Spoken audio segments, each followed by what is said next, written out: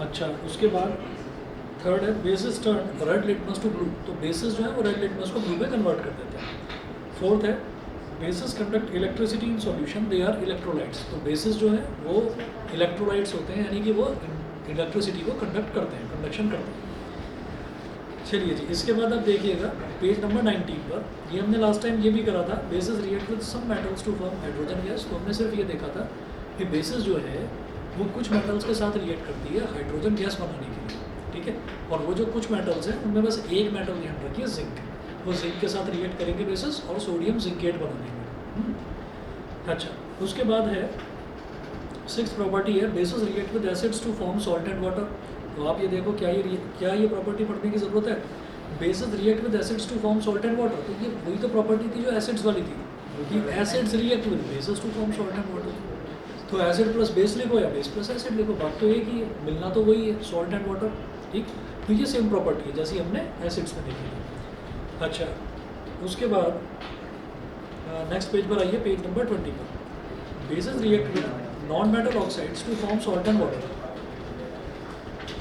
Basis react with non metal oxides to form salt and water, तो ये जो है हमने एक चीज़ देखी थी कि एसिड्स जो है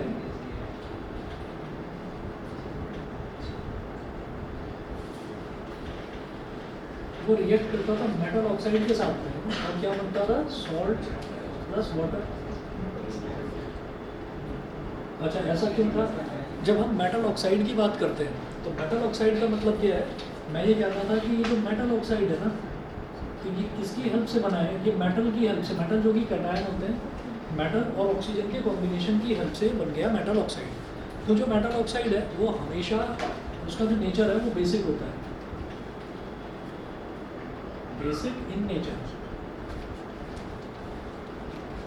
जैसा मैंने आपको पहले बताया था कि मेटल ऑक्साइड तो बेसिक होते हैं नेचर में, तो फिर जो नॉन मेटल ऑक्साइड है वो क्या होंगे, वो एसिडिक होंगे nature.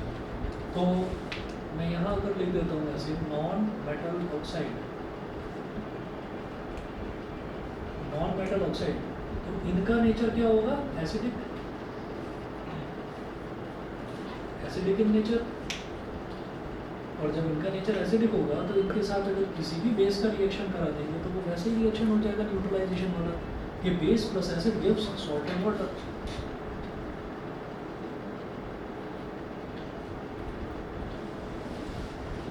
Base plus acid gives salt and water, तो याद रखिएगा जो मेटल ऑक्साइड होते हैं they are basic in nature, और जो नॉन मेटल ऑक्साइड है they are acidic in nature. इसी वजह से मैं आपको बता रहा था कि अगर आपने एसिड्स की प्रॉपर्टी याद कर ली तो बेसिस की याद करना बेहद आसान है आपके लिए, ठीक है। क्योंकि आप देखो मैं सातवीं प्रॉपर्टी पर पहुंच चुका हूँ, और इनमें ज़्यादातर 2-3 प्रॉपर्टीज़ जो अभी हमने देखी लगभग कॉमन ही है, जो एसिड और बेस वाली है, ठीक है। तो इसमें हमने ये कहा कि अगर हम कोई एक नॉन मेटल ऑक्साइड ले लेते हैं और उसमें कोई एक बेस ले लेते हैं, तो नॉन मेटल ऑक्साइड कैसे, हमने कहा कि जितने भी मेटल हैं वो सारे के सारे क्या होते हैं, जो कैटायन बनाते हैं, जैसे कि सोडियम हो गया, मैग्नीशियम हो गया, कैल्शियम हो गया, आयरन हो गया, कॉपर हो गया, एल्यूमिनियम हो गया, जितने भी हैं ये सारे के सारे, जो हमने वो रिएक्टिविटी सीरीज़ करी थी ना फर्स्ट चैप्टर में, जो रिएक्टिविटी सीरीज़ करी थी कि ऊपर जो है वो हाईली रिएक्टिव, नीचे जो है वो लीस्ट रिएक्टिव, ऐसे, तो उसमें जितने भी मेटल्स हैं हमें बस वो याद रखना है, वो सारे के सारे मेटल्स हैं, उसमें सारे मेटल्स ही हैं, तो वो सब के सब क्या बनाते हैं, कैटायन्स बनाते हैं।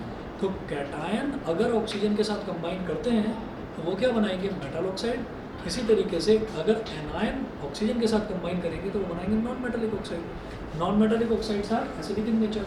तो मैं जानता हूँ कि कार्बन जो है वो एक नॉन मेटल होता है, कार्बन एक नॉन मेटल होता है, क्योंकि कार्बन कभी कैटायन नहीं बनाता।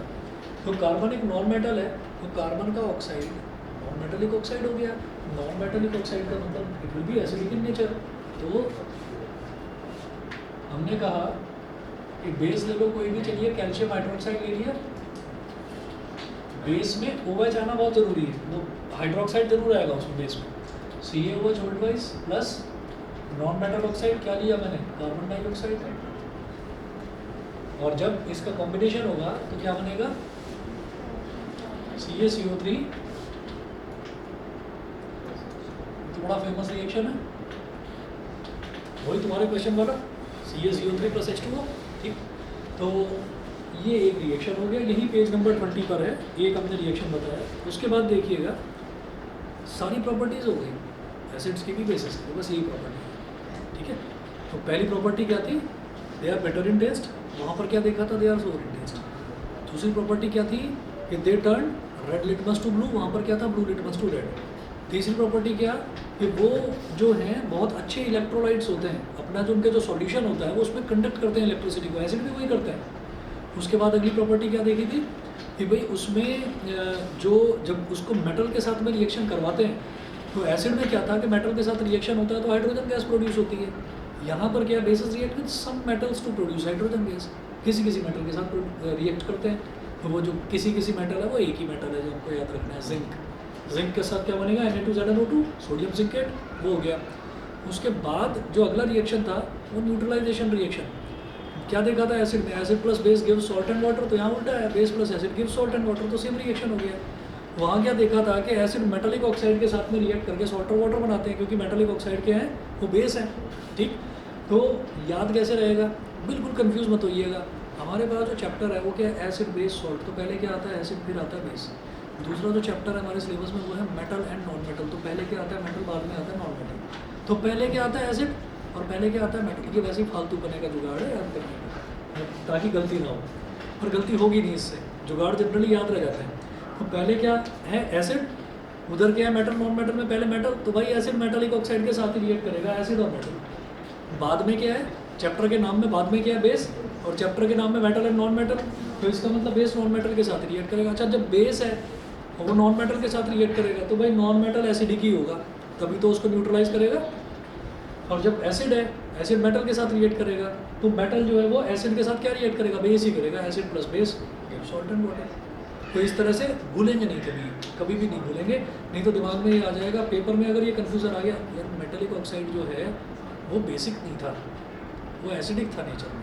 अगर ये चीज़ आ गई ना दिमाग में, तो फिर कोई कितना भी समझा ले, कोई दोस्त भी कह दे ना पीछे से करके कि नहीं, तो तब दिमाग में यही आएगा कि नहीं ये मेरे को मिसगाइड कर रहा है, गलत करवा देगा क्वेश्चन। तो याद रखिएगा कि पहले एसिड फिर बेस, इसी तरह से पहले मेटल नॉन मेटल, तो पहले मेटल आ रहा है तो फिर वो एसिड है, ठीक है। नॉन मेटल आ रहा है तो वो बेसिक है नेचर में, उसका ऑक्साइड, ठीक है। तो ये हमारी सातों प्रॉपर्टी हो गई एसिड और बेस की, कॉमनली कर लेंगे, याद हो जाएगी। अभी भी घर पर जाकर देखेंगे ना, 2 मिनट में आप रिवाइज करोगे, याद हो जाएंगी आपको। फिर उसके बाद अगला टॉपिक वहाँ क्या करा था, what do all acids have in common, तो यहाँ क्या करेंगे, what do all bases have in common. Acids में क्या देखा था कि जब उसके अंदर हम इलेक्ट्रोड्स डाल देते थे, जब इलेक्ट्रोड्स डाल देते थे तो उसके आयन्स अलग अलग हो जाते थे, ठीक है।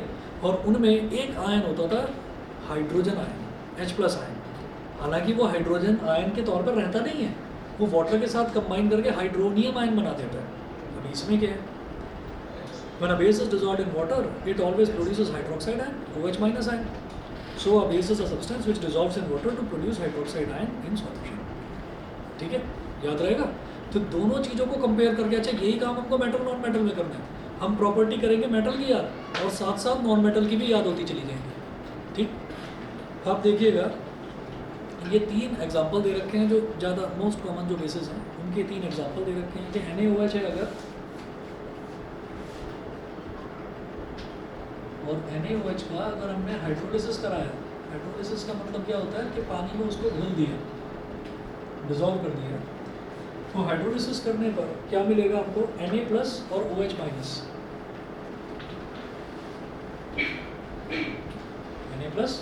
और OH-, तो ये क्या है एक्वस, और ये भी क्या है एक्वस। क्यों, क्योंकि आप उसको पानी में घोल रहे हैं, वाटर में डिजॉल्व कर रहे हैं। इसी तरीके से दूसरा देखिएगा KOH, पोटेशियम हाइड्रोक्साइड, जब इसका हाइड्रोलिसिस करेंगे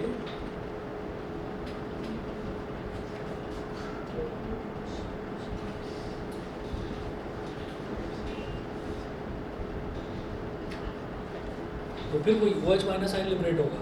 इसी तरीके से अगला देखिएगा MgOH होल ट्वाइस,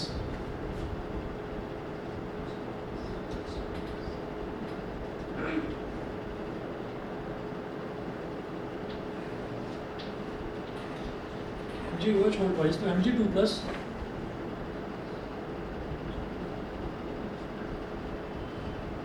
और OH-, माइनस लिख दो, -1 लिख दो एक ही बार। उसके आगे 2 क्यों लिखा हुआ है, वो उसको बैलेंस करने के लिए लिखा हुआ है, ठीक है। उसके बाद देखिएगा बिल्कुल हमारा जो सीक्वेंस है बिल्कुल वही है। कोई कंपाउंड ब्रेक हो रहा है तो उसमें साइन लगाना जरूरी है। दोबारा बोलो, अगर जैसे कंपाउंड ब्रेक हुआ है तो इसमें साइन और वैलेंस जरूरी है। हाँ हाँ, आयंस जो है ना, आयंस जब आयंस अलग होंगे तो फिर तो उसकी वैलेंसी दिखनी जरूरी है। अच्छा, ऐसे ही जब हमने ये देखा कि प्रॉपर्टीज़ ऑफ एसिड्स, फिर उसके बाद हमने देखा कि what do all acids have in common, फिर उसके बाद हमने ये देखा था कि कितने तरीके के एसिड्स होते हैं, ऐसे ही वो देखना है कि bases are of two types. तो वहाँ क्या देखा था, स्ट्रॉन्ग एसिड और वीक एसिड। यहाँ क्या देखेंगे, स्ट्रॉन्ग बेस और वीक बेस। तो स्ट्रॉन्ग एसिड क्या था, acids which completely ionize in water to release H plus ions, strong acids, or which partially ionize to produce H plus ions, they are weak acids. ऐसे यहाँ पर क्या करेंगे, which completely ionize to produce OH minus ion, जो पूरी तरीके से टूट जाते हैं, पूरी तरीके से ionize हो जाते हैं, तो वही है यहाँ पर। A base which completely ionizes in water and thus produces large amount of hydroxide ions is called a strong base, NaOH और KOH, ठीक है।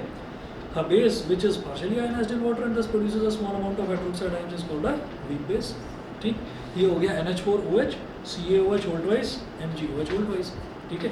ये याद रखने का तरीका ये है कि ये वीक बेस कैल्शियम हाइड्रोक्साइड और MgOH whole twice ईटेबल्स हैं, खाया जा सकता है इसको, ठीक है। NaOH और KOH को खा नहीं सकते, साबुन में यूज़ होते हैं, ठीक। चलिए पेज नंबर 21 पर आ जाइए, यूजेस ऑफ बेसिस। तो बेसिस के यूजेस देखिएगा, 5 यूजेस देखेंगे। पहला है sodium hydroxide is used in the manufacture of soap. Sodium hydroxide NaOH caustic soda साबुन बनाने में काम आता है। Use in the manufacture of soap, paper and a synthetic fibre called Ryan. तो रायन एक सिंथेटिक फाइबर होता है, वो सर्दियों में जनरली यूज़ करा जाता है, गर्मियों में तो नहीं पहन सकते, उसको बहुत गर्मी लगती है। तो एक सिंथेटिक फाइबर रायन होता है, वो बनाने के काम आता है सोडियम हाइड्रोक्साइड। अगला देखिए calcium hydroxide slate lime is use in the manufacture of bleaching powder. Bleaching powder समझते हैं क्या होता है, वो जो नेताजी पंडित जी जो धोती कुर्ता पजामा जो पहनते हैं, तो वो जो करारा होता है ना, वो ब्लीचिंग पाउडर की वजह से जो चमक आती है वो ब्लीचिंग पाउडर की वजह से आती है, ठीक है। तो कैल्शियम हाइड्रोक्साइड उस चीज़ के लिए यूज़ होता है। थर्ड है magnesium hydroxide is use as an antacid to neutralise excess acid in the stomach and cure indigestion. तो मैग्नीशियम हाइड्रोक्साइड एंटासिड, ये एंटासिड वही है एंटी एसिड, ये एसिड का अपोजिट है ना, उसका उल्टा है। तो ये क्या करता है कि अगर स्टमक में एक्सेसिव एसिड प्रोड्यूस हो रहा है, एक्सेसिव एसिड क्यों प्रोड्यूस हो रहा है, ड्यू टू ओवर ईटिंग, हमने कुछ स्वाद में ज़्यादा ही खा लिया, तो तब हमको ज़रूरत पड़ती है किसी ऐसी चीज़ की जो उस एसिड के इफेक्ट को न्यूट्रलाइज करे, नहीं तो जलन होती है स्टमक में। तो इसको हम कहते हैं मैग्नीशियम हाइड्रोक्साइड। इसका दूसरा नाम मिल्क ऑफ मैग्नीशिया भी होता है, डाइजीन वगैरह में ये मिलता है। फिर है sodium carbonate is used as washing soda and for softening hard water. Sodium carbonate जो है वो वॉशिंग सोडा है और हार्ड वाटर को सॉफ्ट करने के भी काम आता है। फिफ्थ है sodium hydrogen carbonate is used as baking soda in cooking food for making baking powders as an antacid to cure indigestion and in soda acid fire extinguishers. तो sodium hydrogen carbonate जो होता है उसको baking soda बोल देते हैं, sodium hydrogen carbonate NaHCO3। It is use in cooking food. तो baking soda ये जो होता है ना, छोले चने, तो ये बड़े हार्ड होते हैं, इनको या तो ओवर द नाइट आपको सोक करके रखना पड़ता है। कई बार क्या होता है कि सोक करने के बावजूद भी वो बहुत टाइट हो जाते हैं, वो सॉफ्ट नहीं हो पाते, तो उनको सॉफ्ट करने के लिए बेकिंग पाउडर का यूज़ किया जाता है, सोडियम हाइड्रोजन कार्बोनेट। तो प्रेशर कुकर में डालकर 2-3 मिनट के अंदर वो सॉफ्ट हो जाते हैं, ठीक है। चलिए उसके बाद देखिएगा for making baking powders, baking powder use करा जाता है केक बनाने में, ठीक। ये टॉपिक मतलब कुछ क्वेश्चंस हैं इस पर, बेकिंग पाउडर पर, बेकिंग सोडा पर, इसीलिए ये चीज़ बता रहा हूँ, ठीक है। तो छोले वाला क्वेश्चन भी आया था, आई थिंक 2-3 साल पहले आया था पेपर में। तो छोले बनाने के लिए आपकी मदर ने एक रेसिपी सीखी इंटरनेट से, तो वो केस स्टडी आई, उस केस स्टडी में दिखाया कि वो मदर है, वो कुछ खाना बना रही है, ऐसा खुशबू उड़ रही है खाने की, वो जैसे फ्यूम्स दिखाते हैं ना, खुशबू उड़ रही है। तो उन्होंने केस स्टडी बना दिया और उसमें लिखा कि और मदर इज़ कुकिंग फूड, और वो आपके लिए छोले बना रही है। तो उसके लिए उन्होंने कोई एक सब्सटेंस यूज़ करा, तो वो उसको सब्सटेंस X बोल दिया, फिर सब्सटेंस Y बोल दिया, फिर उनका मन करा कि उसी सब्सटेंस को यूज़ करके मैं कुछ केक बनाना चाहती हूँ, तो फिर उन्होंने उसके अंदर वाटर ऐड करा। तो बेकिंग पाउडर में जब वाटर ऐड करते हैं, एक्चुअली वाटर भी नहीं कहते उसको, वाटर ऑफ क्रिस्टलाइजेशन बोलते हैं, तो आपका बेकिंग सोडा बन जाता है। तो वो जो बेकिंग सोडा होता है वो केक को फुलाने के काम आता है। ब्रेड होती है ना, ब्रेड, तो ब्रेड के बीच में जो एयर स्पेसेस बन जाते हैं, वो एयर स्पेसेस देने के काम आते हैं। करेंगे, उसका भी क्वेश्चन आएगा। तो ये सारे बेसिस के यूजेस हो गए। उसके बाद देखेंगे strength of acid and base solutions pH scale. तो कोई भी एसिड कितना ज़्यादा मतलब स्ट्रॉन्ग है और कितना ज़्यादा वीक है, ये पता किससे चलेगा? ये पीएच से पता चलेगा, उसकी पीएच वैल्यू से पता चलेगा। भाई हर बार मैं ये नहीं कर सकता ना कि मैं एक बैटरी लेकर घूम रहा हूँ और इलेक्ट्रोड डालकर देखूंगा कि कौन कम्प्लीटली आयनाइज हो रहा है, कौन पार्शियली आयनाइज हो रहा है। तो कोई और तरीका भी होना चाहिए। तो हम ये कहेंगे कि पीएच एक ऐसा मेज़र होता है जिसको हम देखकर ये बता सकते हैं कि अगर पीएच की वैल्यू कुछ ज़्यादा है, मतलब 1 से 7 के बीच में अगर पीएच की वैल्यू है तो वो एसिड की होती है, और 7 से 14 के बीच में अगर पीएच की वैल्यू है तो वो बेसिस की होती है। पीएच की कोई फुल फॉर्म होती है? Potency of hydrogen, potency of hydrogen. तो स्ट्रेंथ ऑफ एन एसिड और बेस इज मेजर्ड, पोटेंसी का मतलब होता है ताकत। The strength of an acid or base is measured on a scale of numbers called the pH scale. The pH scale has values from 0 to 14. अच्छा, तो neutral substances have a pH of exactly 7. Pure water is a neutral substance. It is neither acidic nor basic. So the pH of pure water is 7. Sugar solution and common salt solution are also neutral. तो sugar solution और common salt solution भी neutral ही होते हैं। फिर acids और acidic solutions have a pH of less than 7. Acids का या acidic solutions का जो पीएच है वो 7 से कम होता है, 7 से छोटा होता है। बेसिस और basic solutions have a pH of more than 7। तो बेसिस का या बेसिक सॉल्यूशंस का जो पीएच है वो 7 से ज़्यादा होता है। अब इसके बाद अगला है यूनिवर्सल इंडिकेटर। यूनिवर्सल इंडिकेटर हालांकि थोड़ा ऑब्सोलीट हो चुका है। यूनिवर्सल इंडिकेटर अब लैब्स में यूज़ नहीं करा जाता, लेकिन सिलेबस में है तो कर लेते हैं। तो इसको आपको ये देखना होगा, universal indicator is the mixture of many different indicators और डाइज। तो बहुत अलग अलग बहुत सारी डाइज, मतलब बहुत अलग अलग कलर्स जो हैं वो ऐड करके यूनिवर्सल इंडिकेटर बनाया जाता था। अब वो जो यूनिवर्सल इंडिकेटर है वो क्या करता है कि उस यूनिवर्सल इंडिकेटर को हम क्या करते हैं, जैसे मान लीजिए कोई भी एसिड है या कोई भी बेस है, वो दे रखा है बहुत बड़े जार में, हमारे पास बहुत सारा एसिड इकट्ठा है या बहुत सारा बेस इकट्ठा है। अब मैं जानता नहीं हूँ कि ये एसिड है या बेस है, हम क्या करेंगे, हम ड्रॉपर से थोड़ा सा निकाल लेंगे, उसको एक फ्रेश टेस्ट ट्यूब में डालेंगे और उसमें यूनिवर्सल इंडिकेटर की 2-3 ड्रॉप्स हम डाल देंगे और फिर उसको हल्का सा स्टिर करके देखेंगे, ये देखेंगे कि उसके कलर में क्या चेंज हो रहा है। तो यूनिवर्सल इंडिकेटर ये है कि इसमें जो पीएच है, पीएच हमारा 0 से 14 तक जाता है। तो 0 से 14 तक पीएच की वैल्यू लिखी है पेज नंबर 22 पर हमने। 0 से 14 तक लिखा हुआ है नंबर 0 1 2 3 4 5 6 till 14।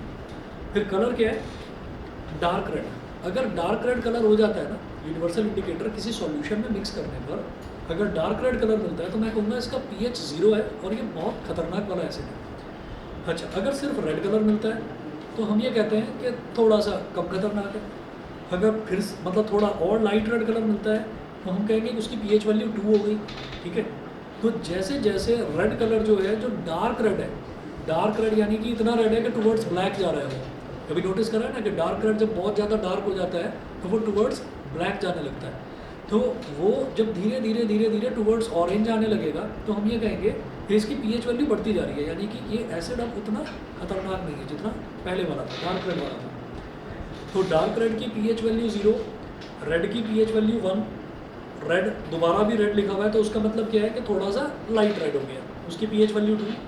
फिर ऑरेंज रेड, मतलब रेड है लेकिन ऑरेंज की तरफ जा रहा है तो उसकी पीएच वैल्यू 3। अगर ऑरेंज कलर का हो गया तो उसकी पीएच वैल्यू 4, ऑरेंज येलो तो पीएच वैल्यू 5, ग्रीनिश येलो तो पीएच वैल्यू 7 और ग्रीन तो पीएच वैल्यू 7। अगर ग्रीन कलर का है तो पीएच वैल्यू 7।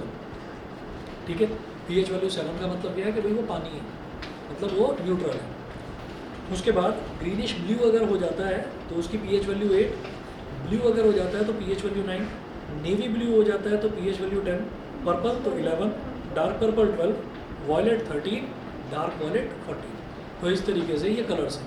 ये कलर्स आप सीक्वेंशियली याद कर लेना 0 से लेकर 14। ठीक है, यूनिवर्सल इंडिकेटर सिलेबस में है लेकिन पूछा बहुत कम जाता है। इसका मतलब ये नहीं है कि 2023 में आएगा नहीं, है ना, कर लेना, इसको लर्न कर लेना। ठीक है, बेस बॉडी के लिए हार्मफुल होता है। बेस जो भी है ना, बेस जो है, बेस भी अगर स्ट्रॉन्ग बेस है तो वो भी हार्मफुल है और अगर स्ट्रॉन्ग एसिड है तो वो भी हार्मफुल है। दोनों बेस का हार्मफुल। पीएच ज़्यादा होगा वो उतना हार्मफुल होगा, जितना बेस का पीएच ज़्यादा होगा वो उतना हार्मफुल होगा, और जितना एसिड कम होगा जितना एसिड का पीएच कम होगा वो उतना हार्मफुल होगा। मतलब अगर आपको 7 के नज़दीक चलना है, बेस ऐसा हार्मफुल होगा कि वो भी बर्निंग सेंसेशन प्रोड्यूस करेगा। तो अगर कोई ज़्यादा खतरनाक वाला बेस है तो वो भी बर्निंग ही कर देता है, जला देता है।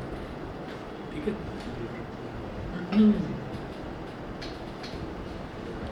कास्टिक सोडा आप लोगों ने देखा नहीं होगा ना, एनीमच देखा नहीं होगा ना, मैंने भी नहीं देखा अपने बचपन में, लेकिन आता था पहले आता था। पहले ये होता था कि जो ये होता है ना, बहुत पहले की बात बता रहा हूँ, मतलब ये उस टाइम की बात है जब मेरे ग्रैंडफादर वो बताया करते थे हमें कि पहले जो बर्तन होते थे ना, वो बर्तन राख से धोए जाते थे, मालूम है? मतलब घरों में, सबके घरों में चूल्हे पर रोटी बनती थी। आज क्या है, आज अगर आप चूल्हे की रोटी लेने जाएंगे तो वो शायद 100 या 150 रुपये की एक रोटी मिलती है। बड़े बड़े जो फैंसी रेस्टोरेंट होते हैं वहाँ पर चूल्हे की रोटी मिलती है तो वो 150 रुपये की या 200 रुपये की एक रोटी मिलेगी। उसका रीज़न है कि उसके लिए NGT से स्पेशल परमिशन लेनी। नेशनल ग्रीन ट्रिब्यूनल जानते हैं? नेशनल ग्रीन ट्रिब्यूनल जो कंट्रोल करता है, कंट्रोलिंग अथॉरिटी है हमारे कंट्री में पॉल्यूशन की। तो चूल्हे से पॉल्यूशन बहुत ज़्यादा हुआ करता था, तो इसलिए धीरे धीरे करके चूल्हा ख़त्म ही कर दिया गया। और कुछ लोग कोयले में बनाते थे, कुछ लोग लकड़ी में बनाते थे। तो जो लकड़ी होता है, तो लकड़ी की जो राख होती थी उससे पहले बर्तन साफ़ किए जाते थे, मतलब ये विम बार वगैरह नहीं आता था। फिर क्या हुआ कि धीरे धीरे जब सिविलाइजेशन बढ़ता गया तब लोगों को समझ में आया कि नहीं, बर्तनों को किसी और चीज़ से, कास्टिक सोडा से यूज़ करा जाए। तो कास्टिक सोडा से उसको साफ़ करा जाने लगा। तो तब भी इतना, मतलब वो डेंजरस होता था कि बहुत कम क्वांटिटी में यूज़ करा जाता था, नहीं तो हाथ कट जाते थे, हाथ जल जाते थे, इतना ख़राब होता था वो। तो फिर धीरे धीरे जब पता चलने लगा भाई कास्टिक सोडा है, अब कास्टिक सोडा घर में रखा हुआ है, पता चला किसी बच्चे ने खा लिया, उसके बेचारे की डेथ हो गई। तो ऐसे भी होता था पहले। फिर धीरे धीरे करके ये समझ में आया कि भाई कास्टिक सोडा को एक लिमिट में, जब घर पर जो हाउसवाइफ्स हैं जब वो खुद डाइल्यूट कर सकती हैं तो कंपनीज़ भी तो डाइल्यूट करके दे सकती हैं। तो कंपनीज़ ने फिर उसको लैब में डाइल्यूट करके उसको सोप में मिक्स करके देना शुरू करा, और वही चीज़ हम आज यूज़ कर रहे हैं। ये जो आते हैं बर्तन मांजने के जो साबुन आते हैं, तो कास्टिक सोडा जो है पहले अवेलेबल हुआ करता था, घरों में भी होता था, लेकिन अब नहीं होता। और अच्छी चीज़ है, हार्मफुल चीज़ है। पहले घरों में टॉयलेट क्लीन करने के लिए एसिड आया करते थे, कांच की बॉटल्स आती थी, लेकिन वो भी हार्मफुल होता था। तो फिर टॉयलेट क्लीनर के तौर पर फिर अब वो आने लगा, हार्पिक। चलिए जी, उसके बाद देखिएगा पेज नंबर 23। सर हार्पिक में एसिड होता है, सर कितने केस HCl होता है, बहुत कम होता है। मतलब अगर कई बार गलती से हाथ पर पैर पर लग भी जाए ना तो हल्की सी जलन होगी, लेकिन ऐसा नहीं होगा कि बहुत ज़्यादा बुरा हाल होगा। फिर सर क्या होता है? सर्फ में तो सोडियम हाइड्रोक्साइड होगा, ये जो कास्टिक सोडा है ना, तो ये कास्टिक सोडा से ही आपका डिटर्जेंट बनता है। एसिड होता है बेस। बेस होगा, साबुन में बेस ही होता है हमेशा। और प्रैक्टिकल है, इस बार है या नहीं, या लैब में आप क्या करवाएंगे या नहीं, साबुन बना भी सकते हो आप घर पर, साबुन घर पर बना सकते हो। कास्टर ऑयल चाहिए और कॉमन सॉल्ट, खाने का नमक चाहिए, और उसके अलावा कास्टिक सोडा चाहिए, बस ये 3 चीज़ें चाहिए। तो आराम से घर पर बना सकते हैं ऐसे, वो ऐसे कह रहा हूँ, सॉरी सोप। चलिए जी, अब पेज नंबर 23 पर आ जाइए कि ये यूनिवर्सल इंडिकेटर यूज़ कैसे किया जाता है। अरे ऑनलाइन वाले बच्चों को समझ में आ रहा है भाई? ठीक है।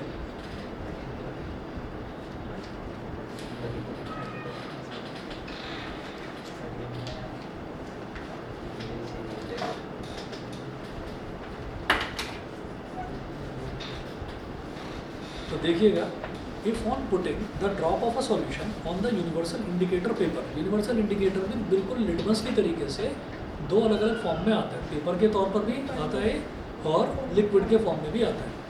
तो if on putting the drop of a solution on the universal indicator paper, the paper turns dark red, then its pH will be around 0 and hence it will be a strong acid. On the other hand, if an orange color is produced, the pH will be around 4 and it will be a weak acid.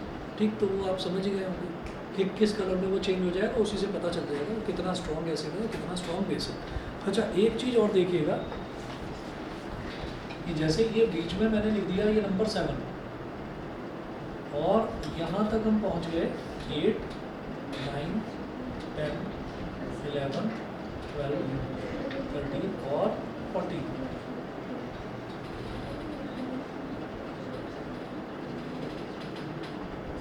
6, 5, 4 3 2 1 और 0। तो जैसे जैसे आप इधर जाते जाएंगे ना तो स्ट्रॉन्ग एसिड मिलता जाएगा, स्ट्रॉन्ग एसिड मिलता जाएगा, और जैसे जैसे इधर आप जाएंगे तो आपको स्ट्रॉन्ग बेस मिलता चला जाएगा। इसको याद रखने के दो तरीके हो सकते हैं। एक तरीका जो तुम बता रहे हो कि भाई अगर वैल्यू ज़्यादा होती चली जाएगी, 7 से ज़्यादा अगर वैल्यू होगी, ज़्यादा की तरफ होगी तो स्ट्रॉन्ग बेस है। और एसिड में क्या होगा कि अगर वैल्यू कम की तरफ होगी तो स्ट्रॉन्ग एसिड है। दूसरा तरीका ये है कि आप 7 से जितना दूर हैं, आप 7 से जितना दूर हैं उतना ज़्यादा ही आप स्ट्रॉन्ग एसिड या स्ट्रॉन्ग बेस है। अब 7 से अगर आप पॉजिटिव साइड में ज़्यादा दूर हैं तो स्ट्रॉन्ग बेस हो गया, 14 की साइड में अगर ज़्यादा दूर है तो स्ट्रॉन्ग बेस हो गया, और अगर 7 से आप इधर 0 की तरफ दूर हैं तो स्ट्रॉन्ग एसिड हो गया। सर 14 ये या एसिड भी याद पता कर नहीं सकते हैं, एसिड याद कर सकते हैं। जो कम है एसिड है, ज़्यादा है बेस है, 20 वाला न्यूट्रल है, तो ठीक है। कम है एसिड है, ज़्यादा बेस है, एसिड है जैसे ठीक है। सर 14 से आगे नहीं है 14 से आगे नहीं। क्या? हाँ जी, अब देखिएगा एक क्वेश्चन देखेंगे, पेज नंबर 23 पर है। You have two solutions A and B, the pH of solution A is 6 and pH of solution B is 8। हमारे पास दो सॉल्यूशंस हैं ए और बी। सॉल्यूशन ए का पीएच है 6, सॉल्यूशन बी का पीएच है 8। क्वेश्चन है which solution has more hydrogen ion concentration. अच्छा ए है ना, तो जिसका पीएच जितना कम वो उतना ज़्यादा एसिड की तरफ है, जिसका पीएच जितना कम, और जो जितना ज़्यादा एसिड की तरफ है वो उतना ही ज़्यादा हाइड्रोजन आयन प्रोड्यूस करेगा। ठीक है। अच्छा, सेकंड पूछ रहे हैं वो which of the solutions is acidic and which one is basic. भाई जो 6 है वो 7 से कम है, तो 7 से कम वाला क्या हो गया, एसिड हो गया। जो 8 है वो 7 से ज़्यादा है, तो 7 से ज़्यादा वाला बेस हो गया। तो ए हो गया एसिड, बी हो गया बेस। ठीक है। नेक्स्ट क्वेश्चन है 5 solutions A, B, C, D and E when tested with universal indicator showed pH of 4, 1, 11, 7 and 9 respectively। ठीक है। तो 5 सॉल्यूशन है और पांचों सॉल्यूशन का जो pH वैल्यू है वो है 4, 1, 11, 7, 9। अब वो पूछ रहे हैं कौन सा न्यूट्रल है, कौन सा एसिडिक है, कौन सा स्ट्रॉन्गली एसिडिक है। तो ऐसे पहले लिख लो इसको, A, B, C, D, E।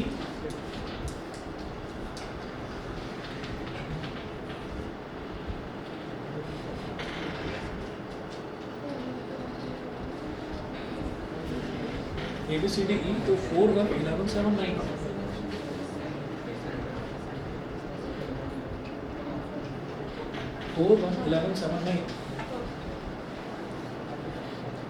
तो वो पूछ रहे हैं कि भाई आप बताइए, सबसे पहले उन्होंने पूछा विच सॉल्यूशन इज न्यूट्रल। तो न्यूट्रल कौन होगा, डी वाला न्यूट्रल हो गया, न्यूट्रल हो गया।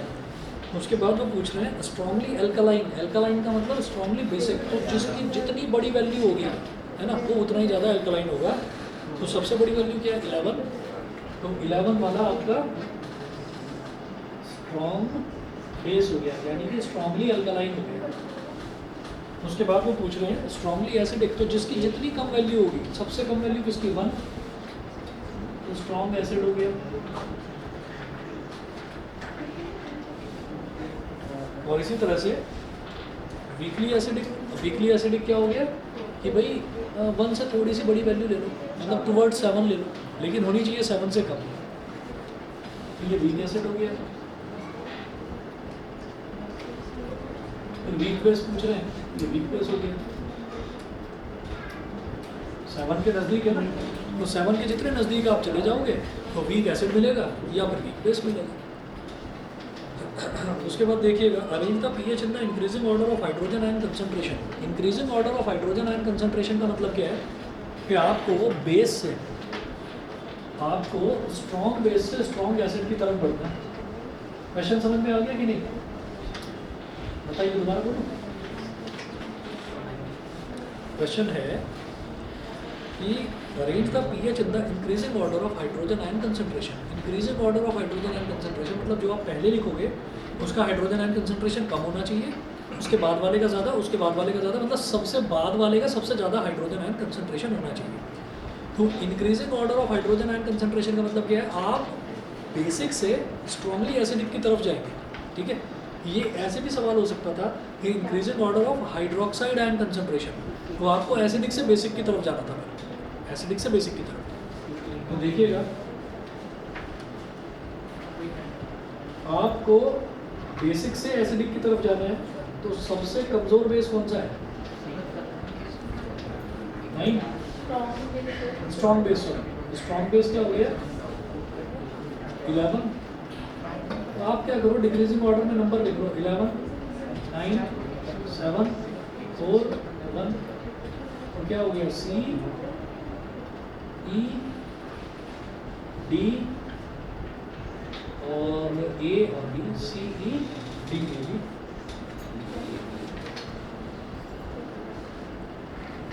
ठीक है जी, इतना क्लियर है? अब अगला टॉपिक आ जाओ, थ्योरेटिकल है, importance of pH in everyday life.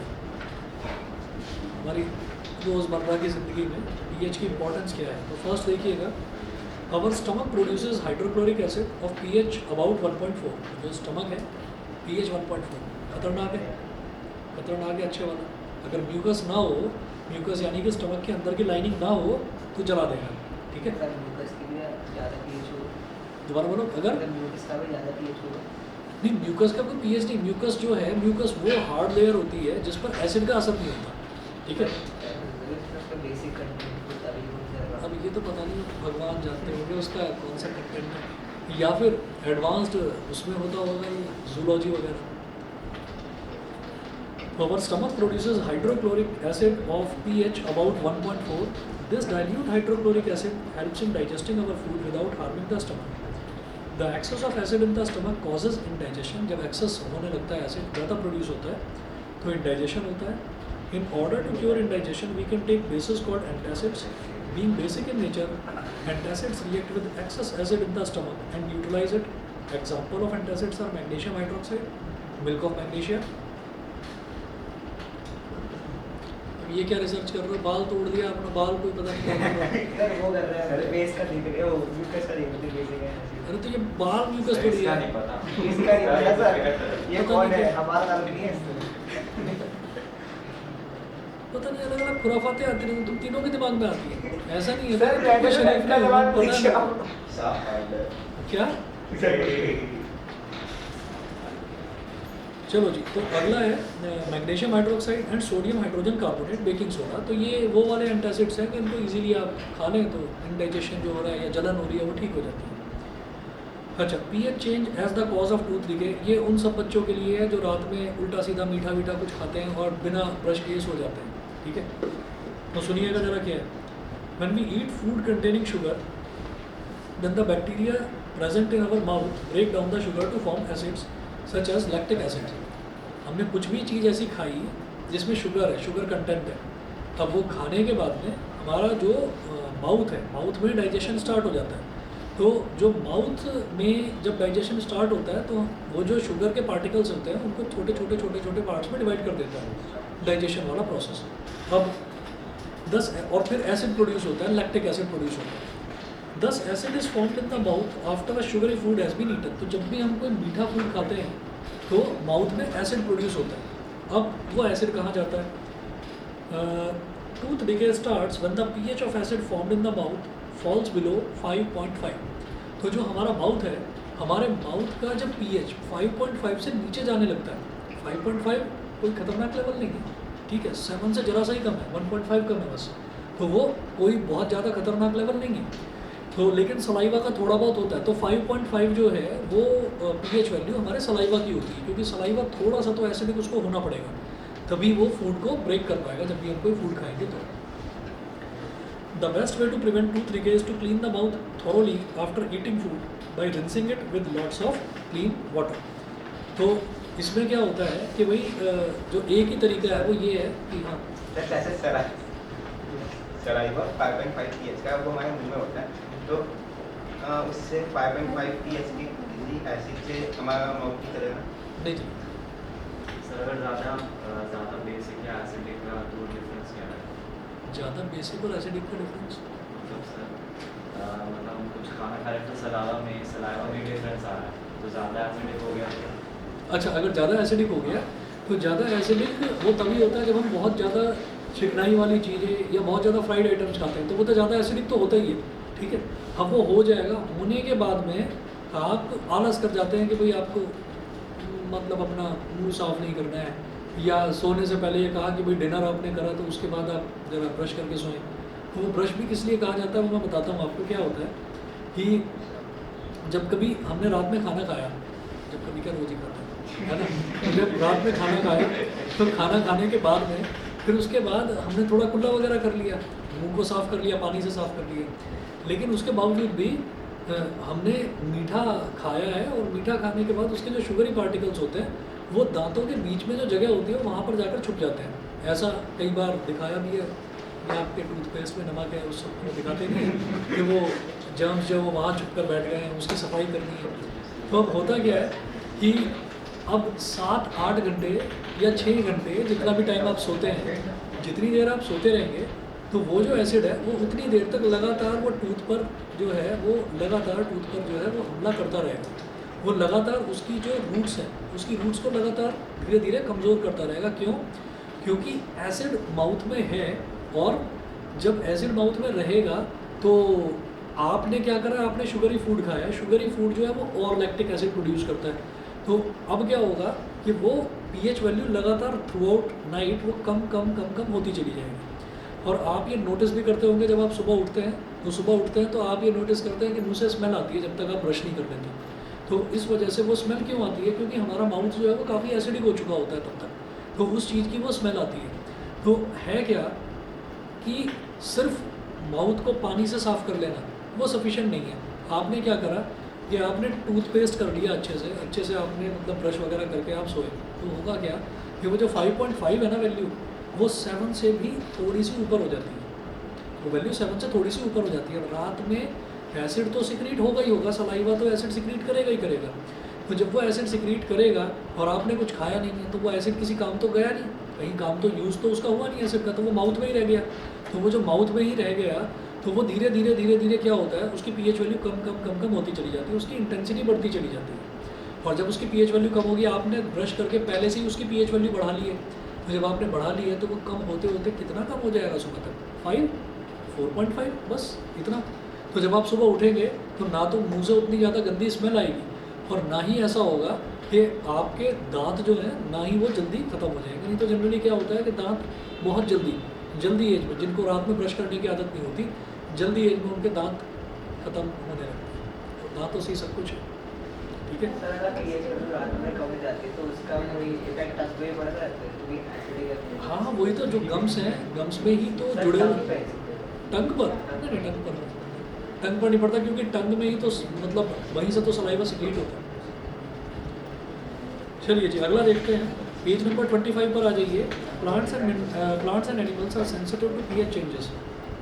Plants भी और एनिमल्स भी वो पीएच चेंज जो है वो पीएच चेंज को लेकर काफ़ी सेंसिटिव होते हैं। कि जरा सा भी अगर पीएच चेंज होगा तो वो दिखा देंगे, या उनको असर पता चल जाएगा कि हाँ पीएच चेंज हुआ है। कैसे? सबसे पहले देखेंगे soil pH and plant growth. Soil pH and plant growth, तो most of the plants grow best when the pH of the soil is close to 7। तो सबसे ज़्यादा अच्छे तरीके से प्लांट्स कब ग्रो करते हैं? जब जो pH है सॉइल का वो लगभग 7 या 7 के नज़दीक होता है, यानी कि सॉइल का न्यूट्रल होना ज़रूरी है, neither too acidic nor too basic। तो if the soil is too acidic or too basic, the plants grow badly or do not grow at all।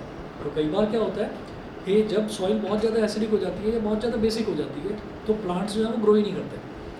फिर ऐसे में सॉइल की टेस्टिंग करवाई जाती है। अगर टेस्ट कराने पर पता चलता है कि बहुत ज़्यादा एसिडिक है तो फिर वो वाला फर्टिलाइज़र दिया जाता है जो उसको जिसमें थोड़ा सा बेस ज़्यादा हो।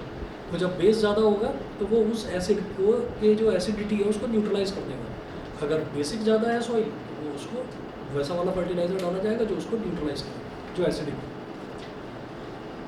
If the soil is too acidic, यानी कि low pH, then it is treated with materials like quicklime, calcium hydroxide, calcium oxide और slaked lime और chalk और calcium carbonate। तो ये भी डाल देते हैं तो भी ठीक हो जाता है। अच्छा, उसके बाद देखिए pH change and survival of animals। pH change and survival of animals।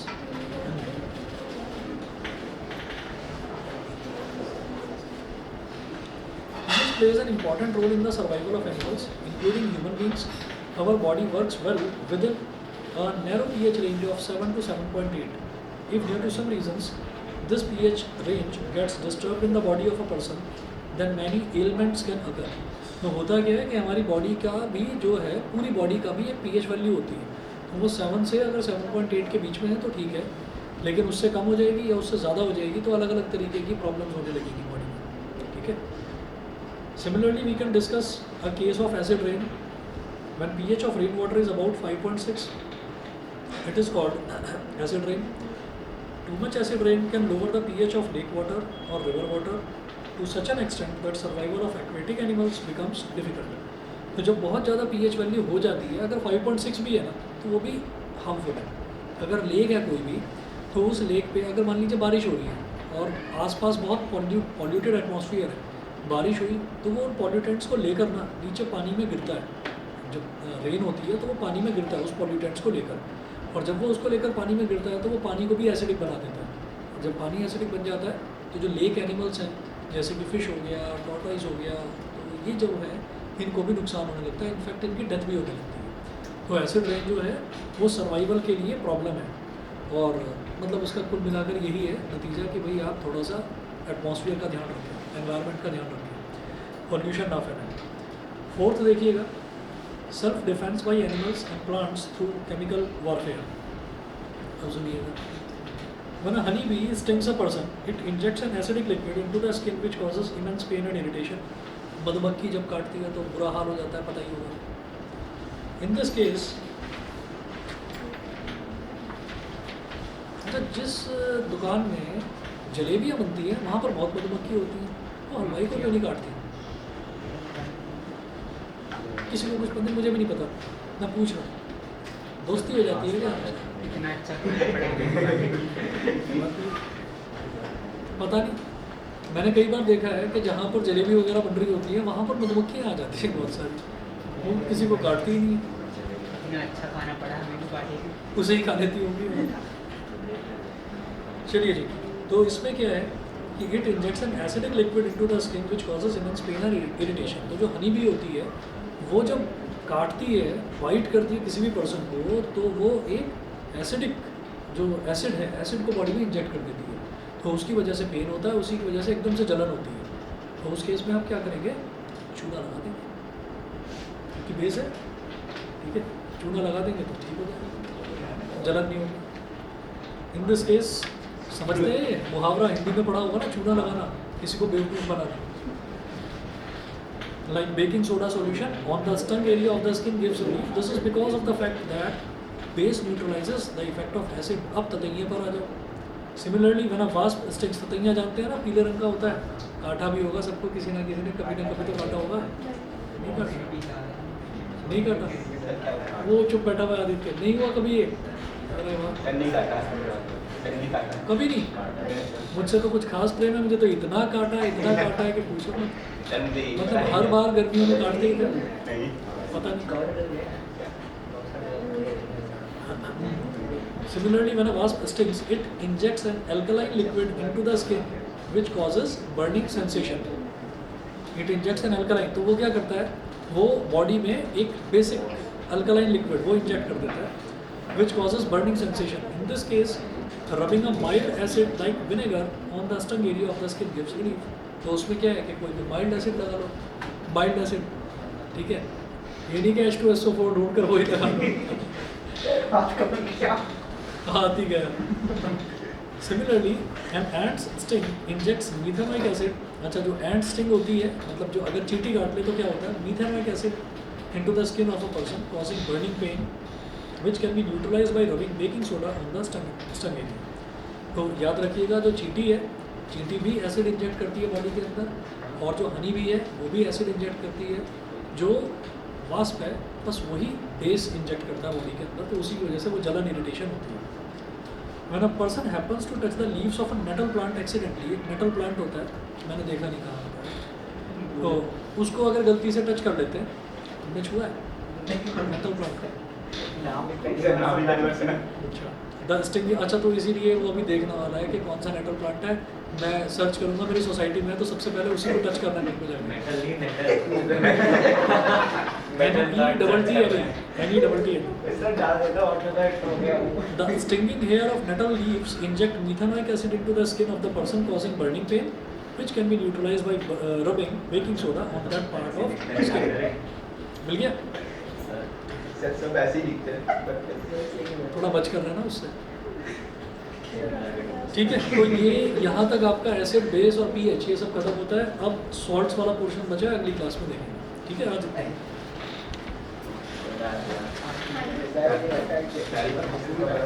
आपको मेरे को ना मूवी चेक करके बताता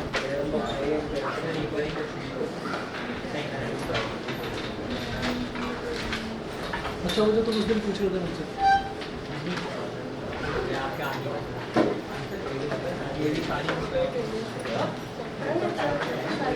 बहुत अच्छी बात है, तुम मतलब मेहनत कर रहे हो। मैं कह रहा हूँ आप मेहनत कर रहे हो, अच्छा लग रहा है देखकर। बहुत बढ़िया। एक्साइटमेंट